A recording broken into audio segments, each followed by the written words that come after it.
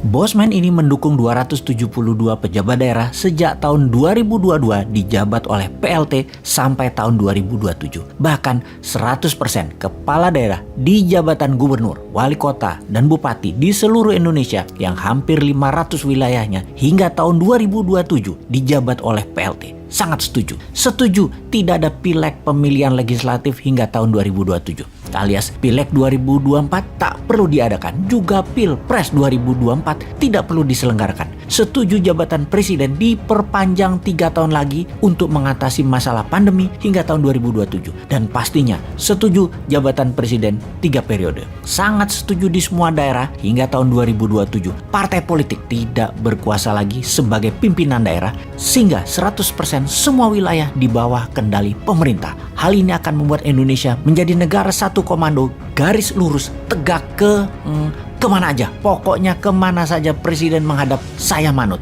Anda orang terbaik, terjujur, dan timnya semuanya terbaik. Tidak ada tim di lingkaran pejabat seperti saat ini yang terbaik sepanjang Indonesia merdeka. Bahkan di dunia sekalipun tidak ada yang lebih baik dari tim yang saat ini menjabat di Indonesia. Bahkan dari 270 juta warga Indonesia, hanya merekalah yang terbaik yang saat ini menjabat. Oposisi itu pecundang semua. Yang berbeda pendapat itu pecundang semua. Semua orang pintar terbaik saat ini sudah menjabat semua. Itulah luar biasanya pemerintah kali ini. Terbaik. Karena itu misalnya, tindakan mem-PCR-kan orang sehat adalah solusi yang harus didukung. Walaupun di banyak negara antigen dan PCR difokuskan untuk mereka yang bergejala dan sakit, namun orang sehat yang berpergian di Indonesia menggunakan transportasi publik di-PCR-kan dan di-antigenkan adalah benar. Juga pihak swasta yang menyediakan jasa tersebut dengan berbayar mahal adalah strategi yang benar. Itu semua demi mengurangi pandemi dan efek negatif lainnya. Setidaknya karena mahal mereka malas berpergian sehingga penyebaran virus bisa teratasi.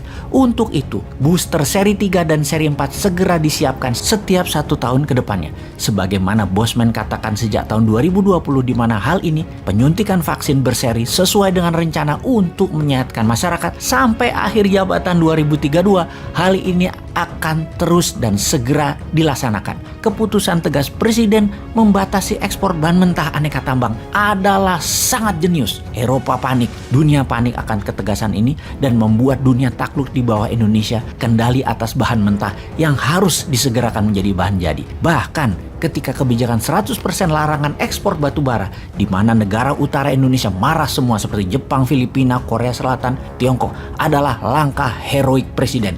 Hal ini sangat kami dukung. Bahkan ketika dibuka lagi batu bara untuk negara sahabat kakak tertua, batu baranya Indonesia harus bisa kembali ekspor lagi untuk mereka. Kami pun dukung. Pasti manfaatnya baik untuk negara karena yuan kembali masuk. Kasihan Tiongkok itu, walaupun kakak mereka mengemis-ngemis untuk batu bara kita. Untung ada orang yang paham tentang kakak tertua ini di kabinet sehingga kita bisa memberikan sedikit kebaikan untuk Tiongkok yang sangat tergantung batu baranya oleh kita. Salut, itulah strategi yang benar. Lalu tidak ada terima kasih yang tertinggi dari kami, terutama saya pribadi sebagai warga NU. Juga sebagai salah satu co-founder dari perusahaan Urun Dana Santara. Dengan menggabungkan kekuatan ekonomi umat, ekonomi kerakyatan, mengkolaborasikan NU dengan Santara untuk dijadikan nama ibu kota baru Nusantara adalah sebuah kehormatan tertinggi. Nusantara, IKN, akan kami jalankan dengan amanah tinggi. Dulu kami pernah meminta ke Sultan Jogja untuk mendapatkan sekeping lahan 2000 hektar Sultan Ground, di mana di wilayah ini kita akan jadikan seperti Hong Kong, City of London atau City of Venesia, di mana waktu itu kita akan membuat City of Mataram yang punya sistem keuangan dan administrasi berbasis blockchain dan lain sebagainya sebagai contoh negeri Wakanda yang baru dan nyata. Salah satunya kita akan menggunakan e-rupiah berbasis gold di City of Mataram tersebut. Akhirnya impian itu pun oleh Bapak Presiden dikabulkan walaupun dipindahkan tempatnya ke Kalimantan Timur, di wilayah yang lebih besar dari wilayah Sultan Groundnya Jogja, alhamdulillah, yaitu wilayah Kalimantan Timur Penajam.